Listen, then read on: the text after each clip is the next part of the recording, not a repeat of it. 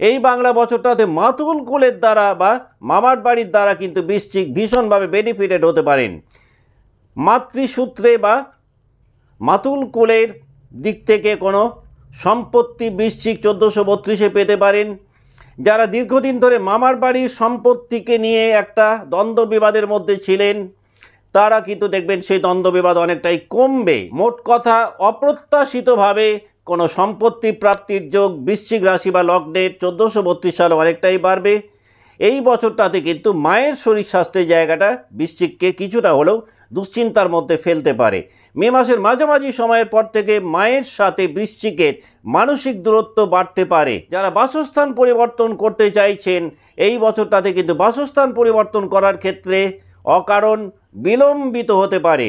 কর্মজীবনে বা চাকরি জীবনে আপনাদের গুরুত্ব কিন্তু দেখবেন পূর্বের তুলনায় অনেকটাই বাড়বে যাদের জন্ম রাশি বা লগ্ন বৃশ্চিক।